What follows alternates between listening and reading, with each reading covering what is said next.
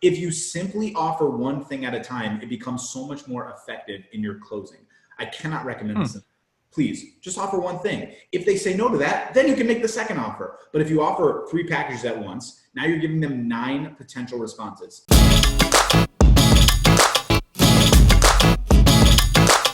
Hi everyone, welcome to another episode of the High Level Spotlight Sessions where we showcase awesome marketers doing awesome marketing. And in this episode, I was joined by Alex Schlinsky from Prospecting on Demand, recurring guest who actually filled in for somebody, the guest that had to cancel that day. I hit record a couple of seconds late, so that's why it's a little abrupt as we jump in, but it's basically the beginning, so don't sweat it. Let's go see what Alex had to say, which, by the way, was pure gold. So you should be excited about this one. Helping me with the numbers here. I'm not very good at numbers, but all I had to do was have a pipeline and then just answer a couple quick questions and then like data magic. It's pretty amazing. Jose Soto also helped me out with this. He has like ninja skills with Excel that made all these numbers a lot easier. A couple things that are really important as I go through these numbers. Please take this with a grain of salt. These are my sales audits, not everyone's sales audits. These are the audits I have personally done for my clients. 99% of them are agency owners.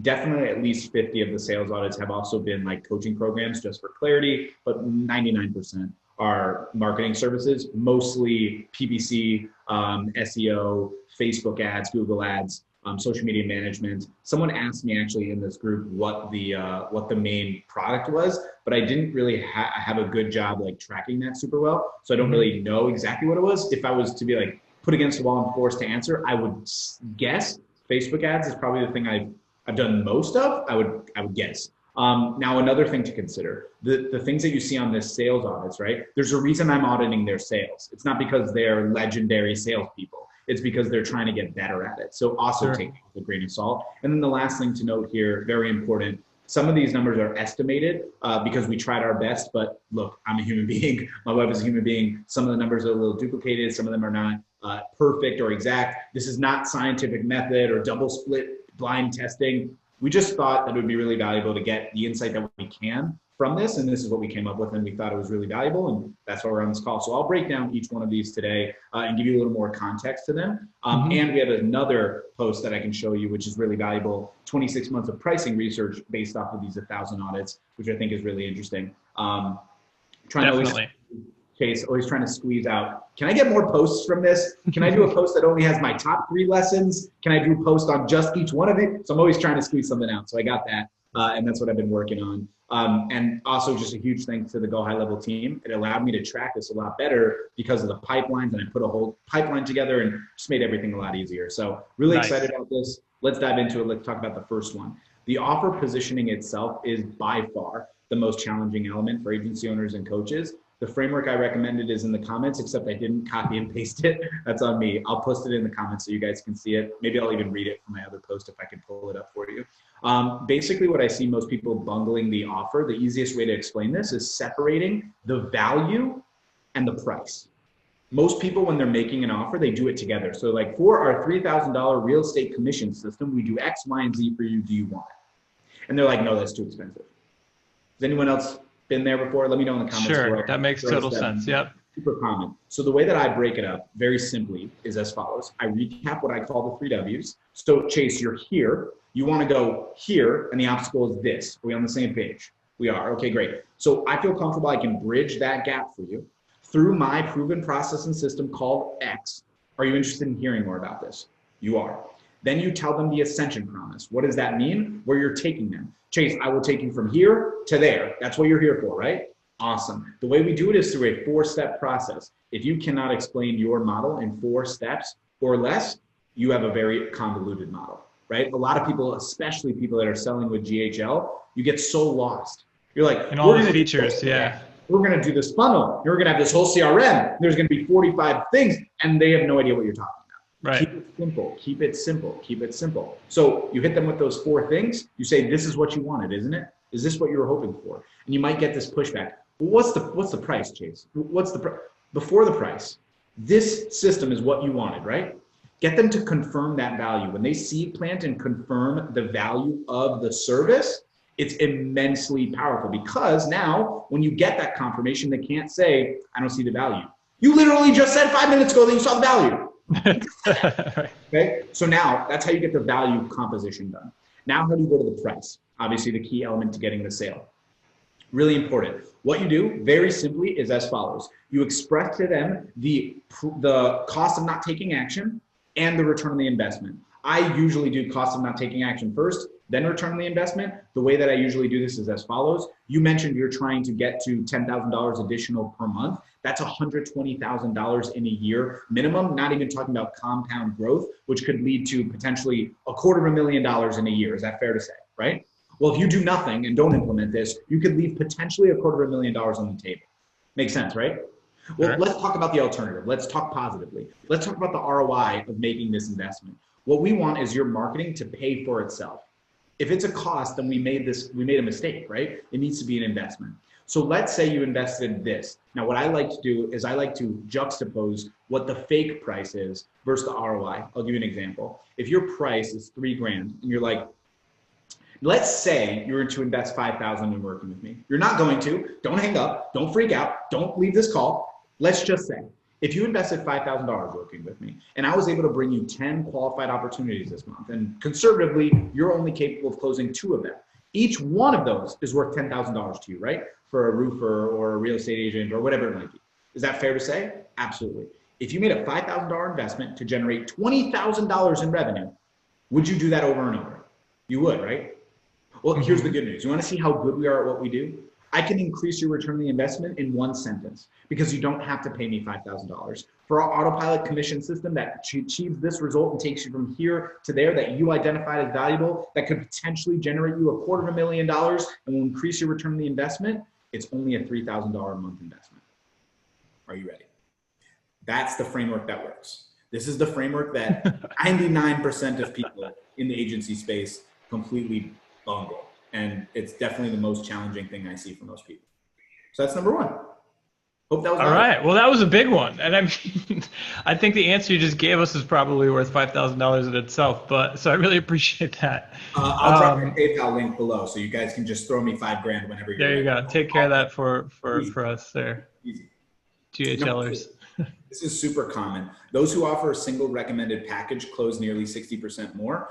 If there's one thing I can tell people in the agency space selling, please, Lord Almighty, stop offering bronze, gold, and silver packages.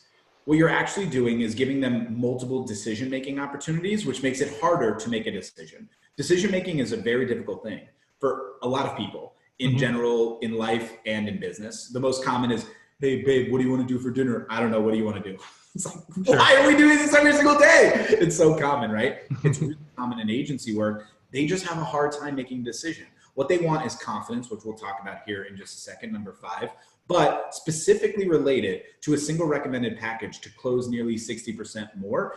If you simply offer one thing at a time, it becomes so much more effective in your closing. I cannot recommend this. Please just offer one thing. If they say no to that, then you can make the second offer. But if you offer 3 packages at once, now you're giving them 9 potential responses. Yes, no, maybe to package 1. Yes, no, maybe to package 2. Yes, no, maybe to package 3.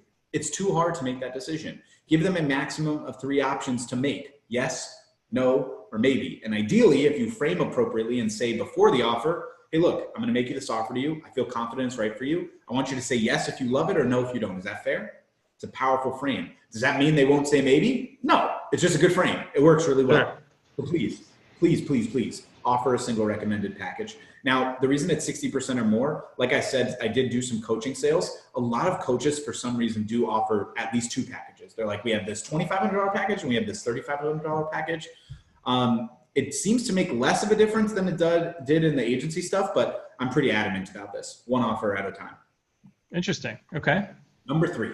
The 3 most common objections are, let me talk to my partner. I don't have the money. I've been burned before. Now, when I say the 3 most common, it's really hard to like delineate the other ones. There's so many others that are very common. These are just the ones that I felt I heard. This is certainly not like a stat. It's not like I wrote down all these objections and then counted which ones were. This is what I believed. That's the reality. Like I didn't write them all down, but I know them pretty well. These are the most common. So let me break down how to overcome each of them. I promised someone on this post, I forgot who it was, someone on here, I promised that I would do it. So I'll do this quickly. And if you have any questions, feel free to let me know. And if you're enjoying this, just throw a 7 in the comments below, hit that like or love button. Let's continue.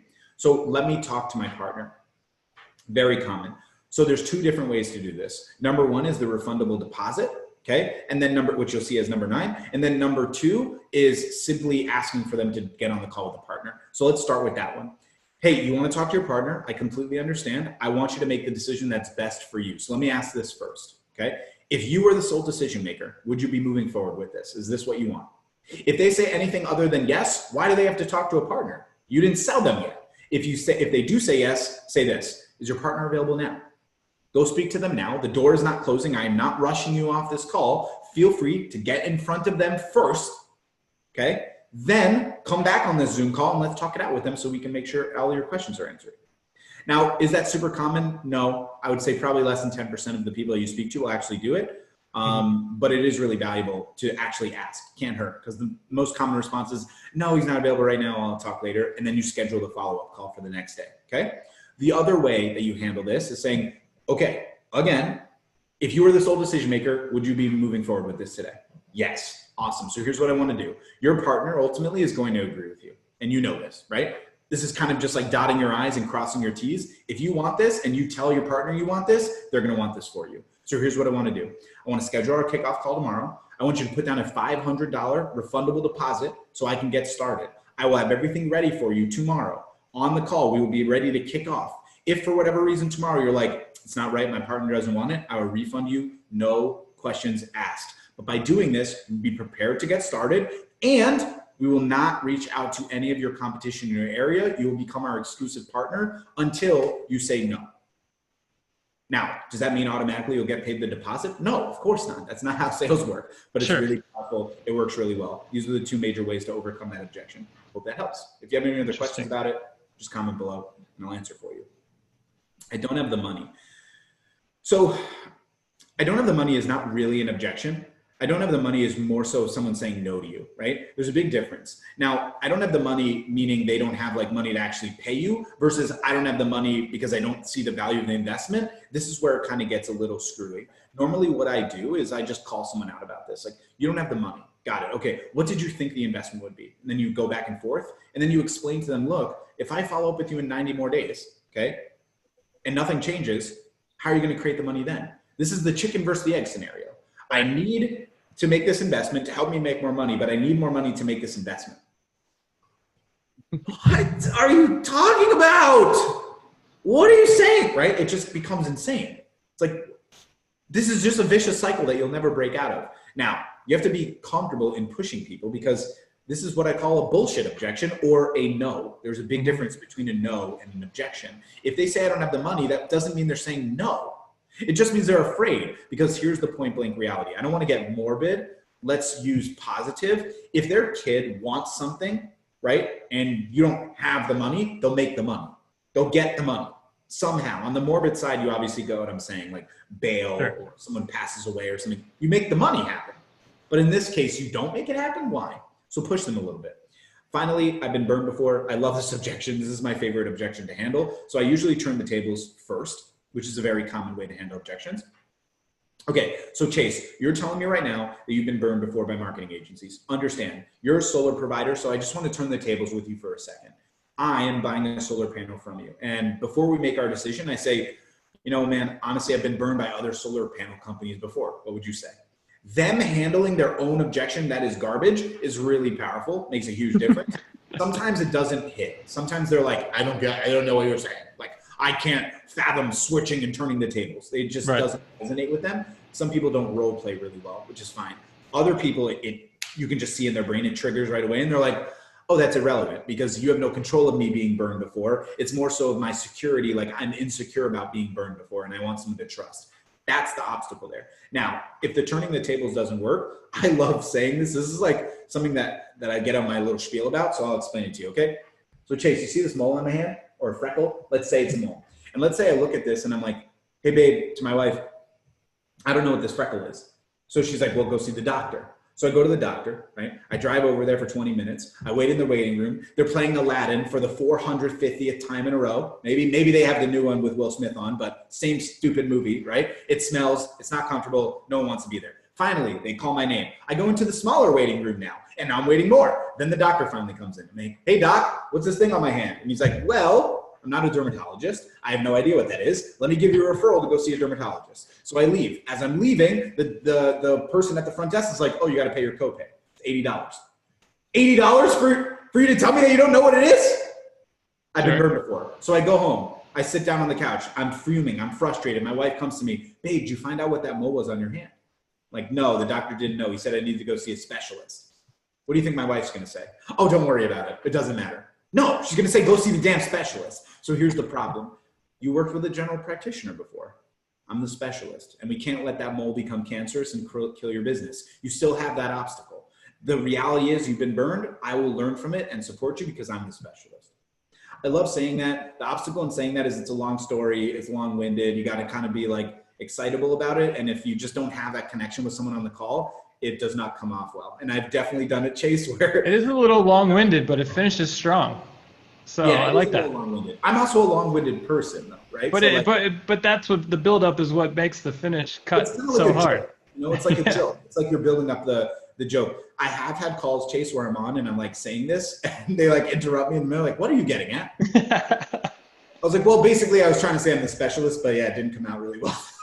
So it's just like it is what it is. That's objection handling, you know. Sometimes you're gonna win, sometimes you're gonna lose, sometimes you're gonna look like an idiot. All good. I'm cool with it. So those are the ways that I handle those objections. I love the mole story. Anytime someone says that to me, I'm excited to share it. I've shared it 100 times.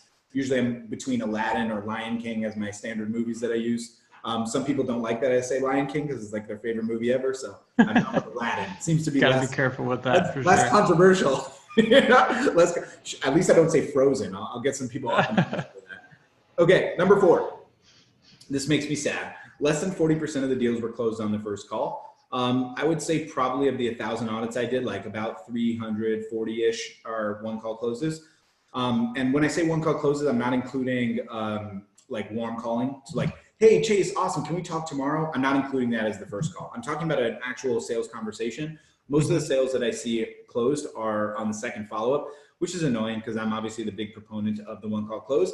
But I think the reason why this is the case is there's a reason I'm doing these audits. It's because they're trying to get better at the one-call close. So obviously, the majority of them are not closes. The majority of these sales audits are not closes. I think less than half of them are closes anyways. I think like 400 something are closes, which is when they're like, hey, review this call that I had to close on. How do I get this consistent?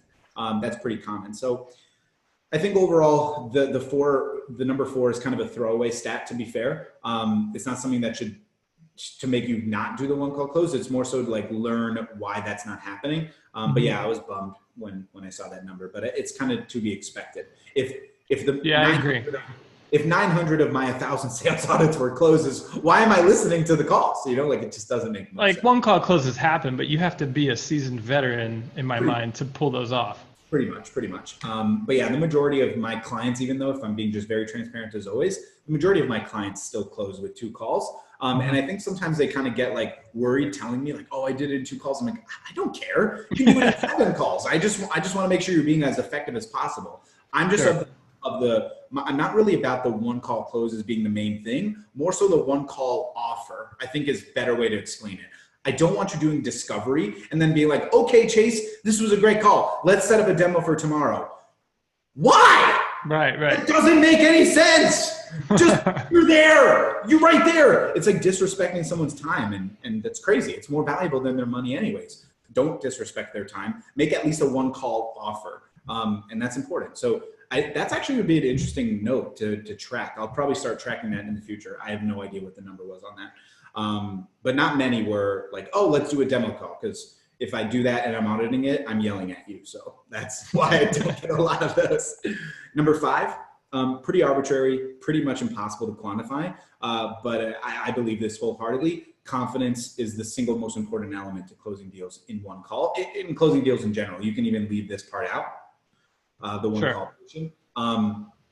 Confidence is so important. It makes a huge difference. you got to come in there and believe what you bring to the table is valuable and important. Otherwise, it's just not going to happen for you. You're not going to get it. And I would add to that, you need to change something, right? Because the thing that, for me, Gary Vee resonated the most with me when it came to sales, because he makes it dead simple when he says, like, if you don't believe in what you're selling, it's going to be really hard for you.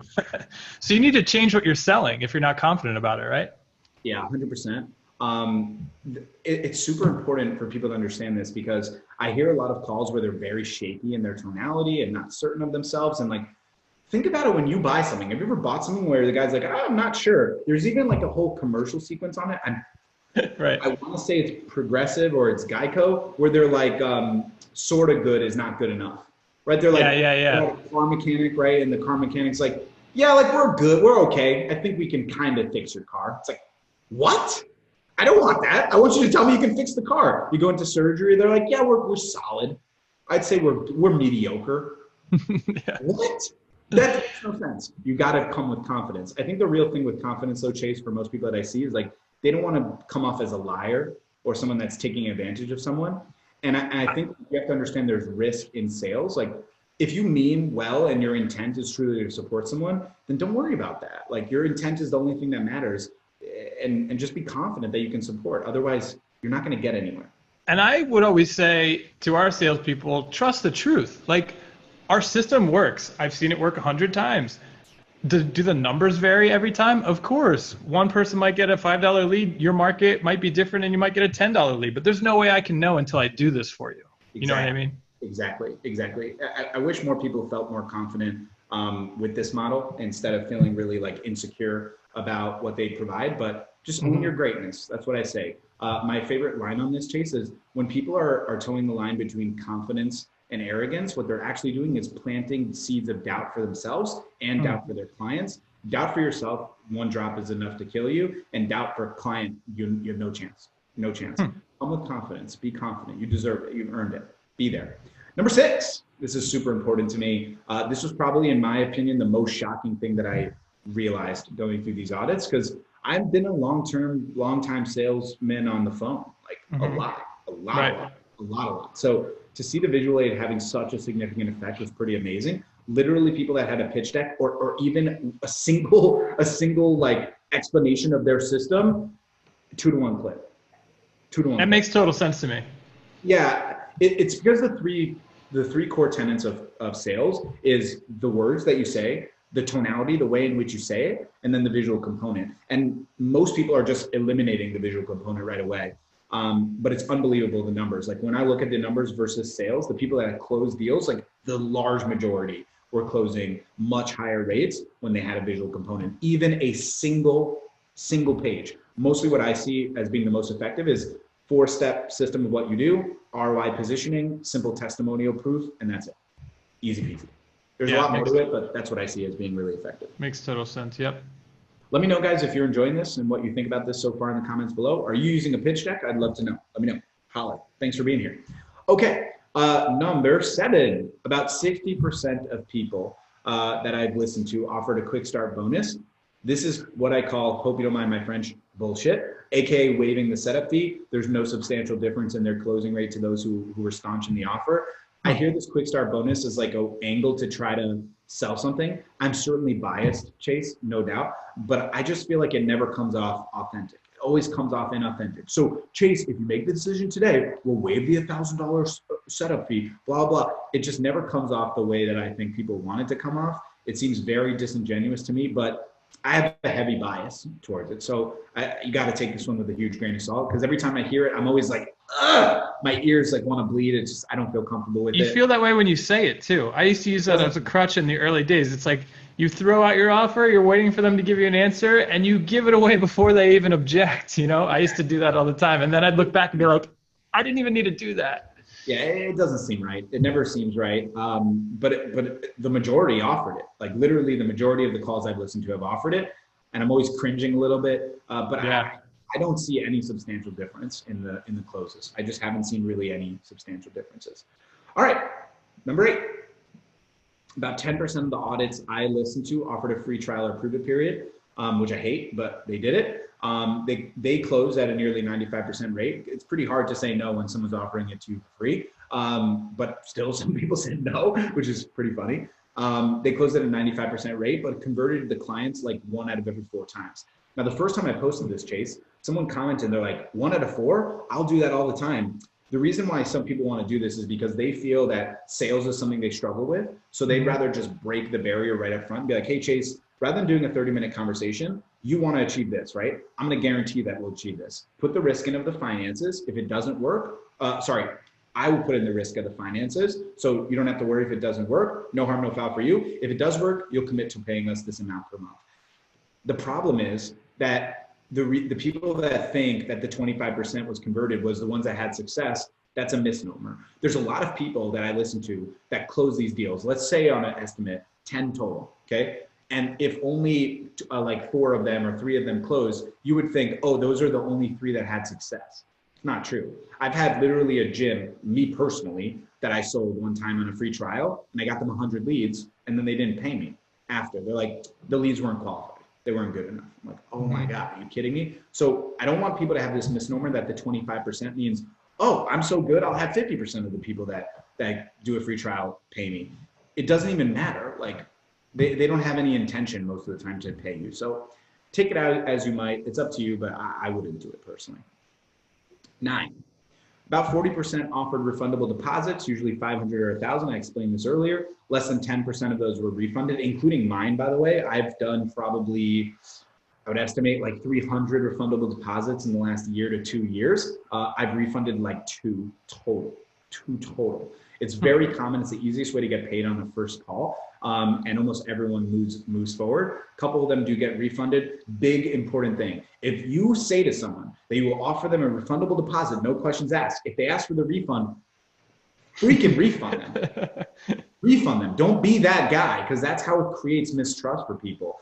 You can give them a refund. This is what I actually learned this myself, Chase. I had someone ask for a refund and I was like trying to save it.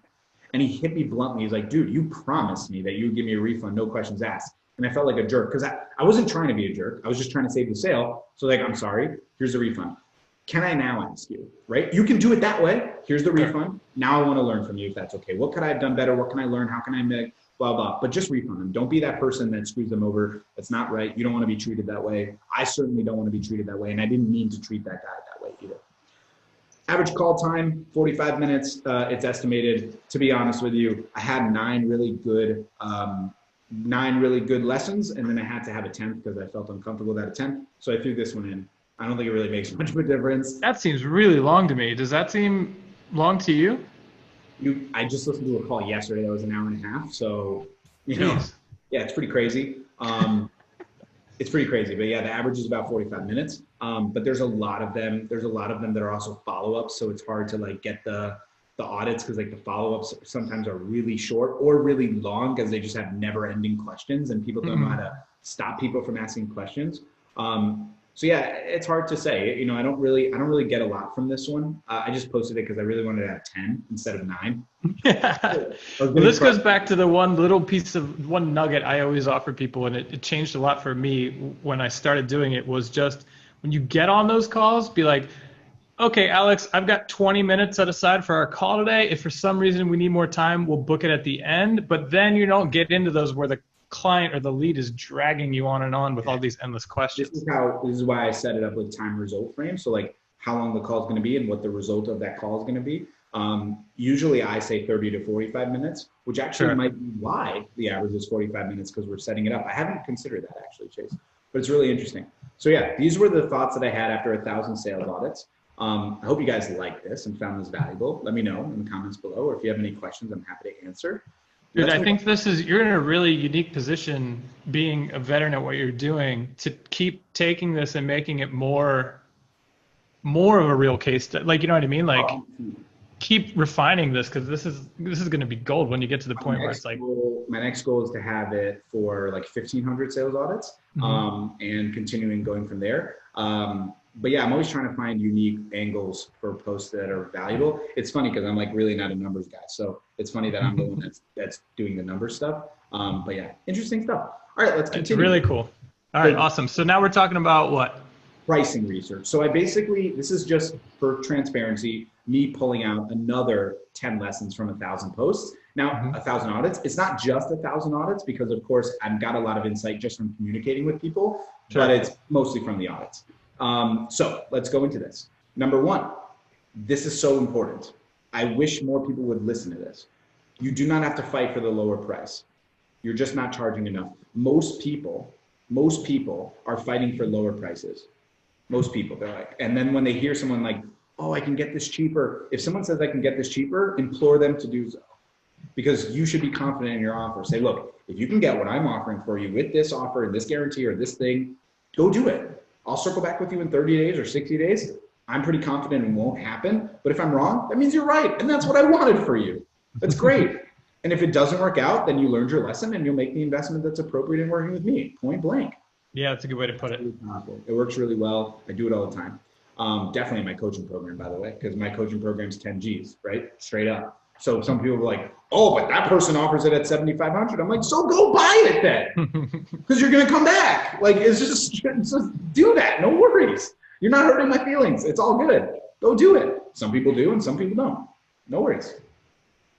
90% of the fees I see are 1,000 to 1,500. That doesn't mean what I recommend. It's just what I see. Thus why it makes sense what the first line here is, which is you're not charging enough. Number three, too many agency owners are making less than 40% margin on their service. It's insane how many people that I've worked with or seen or spoken to that make like 20 to 30% margins. If you are not making at least 40%, you're in a bad spot. You should really be making 50% though, minimum, really. And if you don't know number stuff, follow Adam Rundle. Dude is a genius, amazing human being, great guy, very, very skilled. So can you put me in touch with him? Because I'd love to get him on the show, because for me, this is, if I can help make one change to this industry, it would be this. We are all obsessed with 7-figure, 6-figure, 8-figure, which is meaningless if you don't know your margins. Margin should be the ultimate goal of what you're doing, not $1 million a year in top line revenue or whatever your, the 7-figure, 8-figure that you're shooting for. Anybody can hit those numbers if your margins are 10%. Like this, what you're talking about right now is the most important thing that you need to focus on. And if you don't know how to really tell what your margin is, you need to figure that out ASAP. Also, revenue is a vanity statistic. It's like sex sells, so do numbers. Numbers sell. So they're like, oh, I made $1.5 million in my agency last year, and they brought home 100K. Right. You're like, what are you doing? What are you doing with your life? Like, that doesn't make any sense, My agency margin is very confidently 40% exact. And I do nothing for my agency. And I'm very happy with that. And that's what I want it to be. And if I need to hire someone, it will go down a little bit. But that's okay, because that's what I set it up as. That's what I want it to be as. Margins in coaching programs are really different. It's a lot harder to manage because yeah, sure.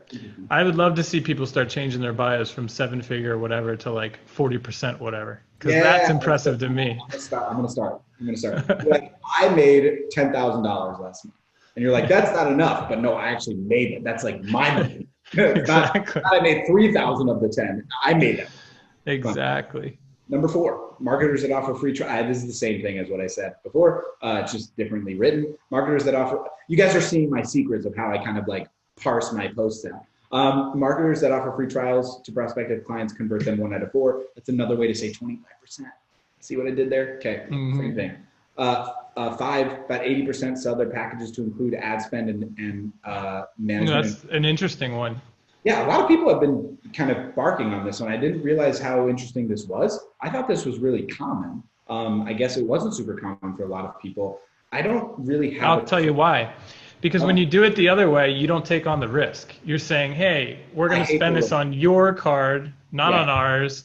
And then you have to be transparent about the amount that's being spent. If you do it the other way and you start running ads and you were planning on spending, let's say, $1,000 on Facebook, you start hitting the results with only 800.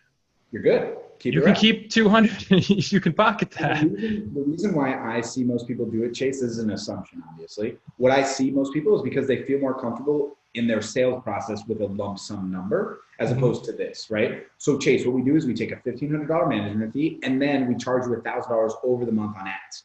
And nobody wants to hear that, by the way. What becomes less convoluted is it's a $2,500 one-time investment. Also, if I could just say something, if more people would implement I don't know how to say this appropriately, but I'll just express it. Like, if more people would implement the 97 model instead of the 00 model, I think it would make a big difference. Like, the package is $24.97, or the package is $35.97, or $39.37. If more people would implement that, I think they'd achieve more. Also, don't let people that are dumb, So you think that's tried and true? Sorry to cut you off. That's still true. Super valuable, but I want to tell you this story. So I one time sold this to an attorney. I think it was $24.97, and I'm not kidding. This happened. I sent him the invoice for $2,497. He's like, I thought it was $24 and I thought it was $25. I didn't even answer him. I didn't answer his email.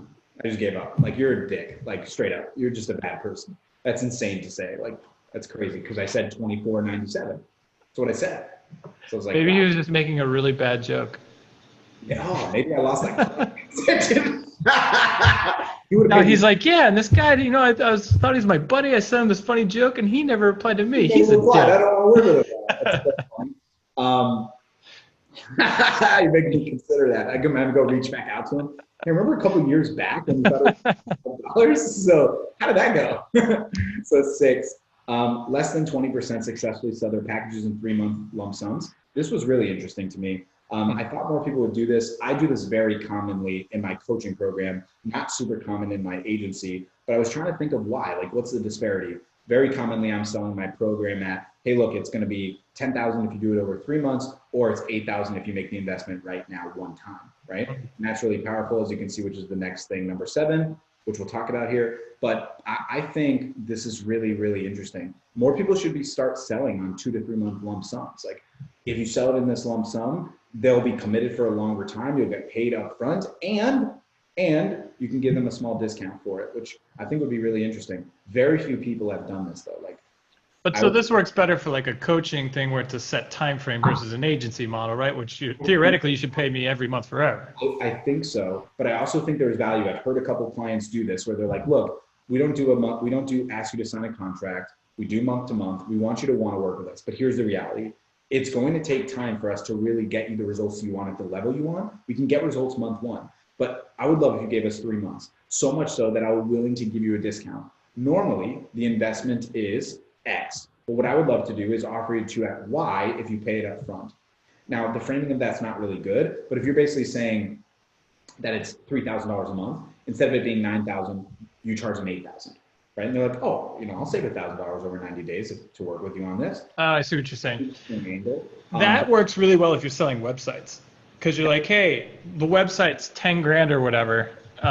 If you pay it like this, or if you want to just go, in 3 payments, or you could just pay 1 payment a month for a year, and it's this. This is where the obstacle comes in, though. This is where you start doing that bronze, silver package, and now yeah. Good point. You can only do it effectively if you make the offer once, and then they say no to it, and then you go there. So for example, what we do is we prefer having people invest in a 3-month lump sum, because that way we commit together for 90 days and be able to get you the best results possible. For the 90 days, everything included, all the ads, all this, all that, it's a $9,000 investment. That's it, or $8,997. Chase, that's too much. Can't do it. Okay, no worries. For the monthly investment, it's going to be $3,500 a month. But that's more expensive. Yeah, because you're not committing to us. Yeah, exactly. You see how we're doing this? And then usually you can give them like a $250 discount or something for doing the work then. That's kind of the model. But I understand why a lot of people don't do it. It would be intriguing to see more people try, at least. Very few people even try. That's the truth. I already kind of explained this, but basically less than, about 10% off for the lump sum packages. I have had one person, by the way, 2 people sell 6-month and year-long packages for $50K or more, which is very impressive and something to consider. That's amazing. Real estate, both of them are in real estate. So, so I think it might just be easier with the lump sum packages for those, but I thought that was really interesting. This is the most interesting one for me. I don't really have a good answer as to why this is the case, but I thought Yehuda Plotzker shared some really interesting insight on this, which I'll show. For services over 5K, 70% sell without a guarantee. Most of them sell without a guarantee. For services under 5K, almost half of the people that I listen to sell with a guarantee, either satisfaction or money back. And I was wondering why. I posted it, and Megan asked about it, and then Yehuda gave his thoughts, which I thought was really interesting. He said, I think it has to do with the fact that businesses that can afford 5K a month know the value of it and how it works. So if you're going to penny pinch, you don't need guarantees.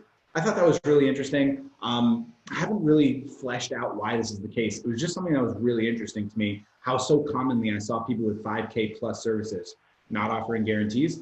But to be, again, I said in the last one, 90% of management fees are 1,000 to 15. So it's a very small number. I'm talking about like, yeah. I'm also wondering if this takes into account, like we would have a client for, let's say, a year at 2,500, and then they go up to like a 5K because it's working.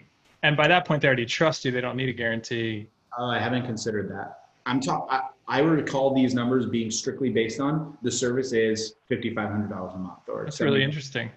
Yeah, and it's really, they don't have a guarantee. And then so many people under that, so many people at the $2,000, $3,000 mark, they're like, we sell satisfaction guarantee and that kind of thing. Pretty interesting, but yeah, I thought that was valuable. This one was also really interesting to me.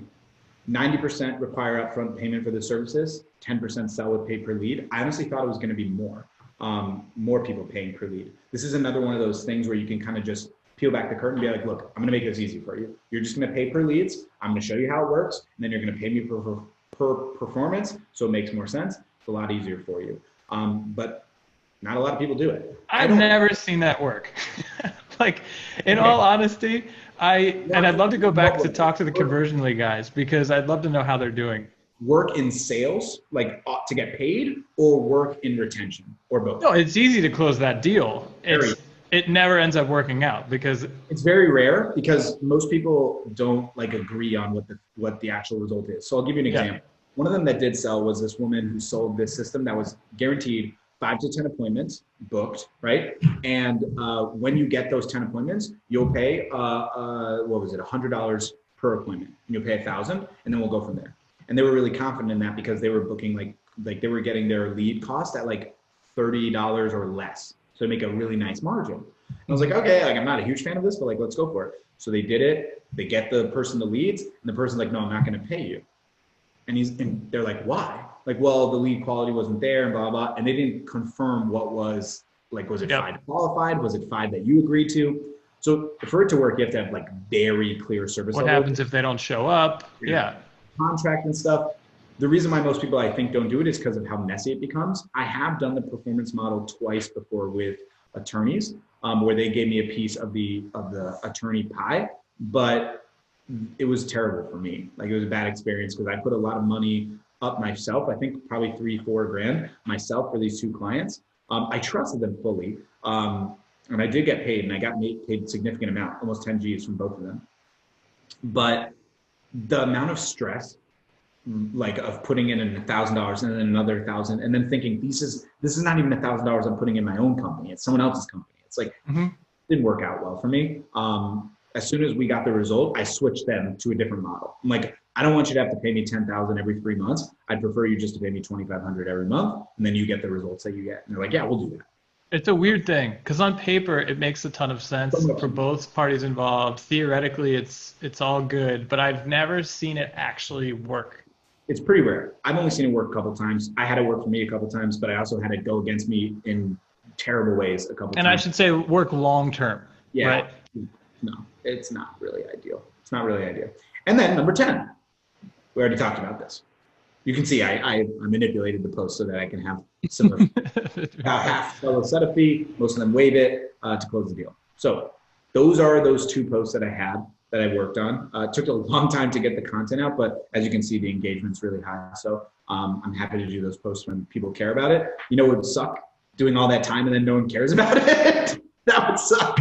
So this is super, because I mean, where else would you go for this, right? Like, we don't have, I feel like we used to have companies like Moz and so who would Moz used to be great. Put things out that took a lot of time and research, but I feel like I see less and less of that now. So Alex, I really think this is awesome, and I would encourage you to just like keep collecting data and try to make it better and better as you go, because I think our community for sure, I'm sure when we repost this, it's going to have a ton of engagement and comments and all sorts of stuff. That, So and like I said, GHL has helped so much, especially when you added now the email stuff. We've been wanting that because we do our prospecting in the box with GHL. And now that we have those numbers, we're already starting to manipulate those numbers. We have 40 clients in our coaching program right now, Chase, that use GHL in our automation, the snapshot we created. And now all of them are going to have numbers so fast to get the intel. That's literally the first thing we did. That's why I tagged John, who's my like tech guy. I don't know anything about tech, but I'm like, John, let's get it. Let's get the Zapiers going. Let's get all the numbers, get it into the Google Drive, and I'll make a post about it. Someone needs to make a poll of, do you call it Zapier or Zapier? Yeah. I don't know anything about tech stuff. Like people come to me, by the way, because they know that I do videos on GHL or that you guys sponsored our event. They're asking me GHL stuff. And I'm like, I literally don't know how to do anything at all on that. No, I'm just genuinely curious about how so much of this comes to be. Like a lot of people say Zapier, and I'm like, do you make a Zape then? No, you make a Zap, right? So where did you get Zapier? But it's like, I would say more people call it Zapier than Zapier. No, I have no clue. I have no clue on the semantics of Zapier or Zapier. All right, well, Alex, for sharing all of that, you clearly are a sales master. And so where do people go? If they're listening to you and they're like, who is this guy? Can I just pay him to teach me this stuff? Where do they go?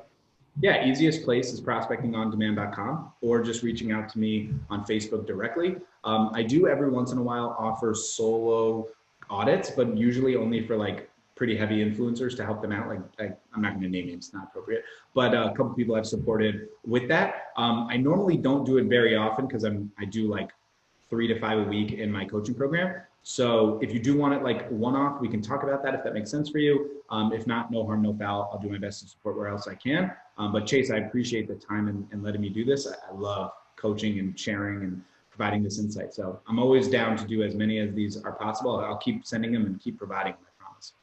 Awesome. And again, I really appreciate you jumping on last minute. My pleasure. And bringing the thunder.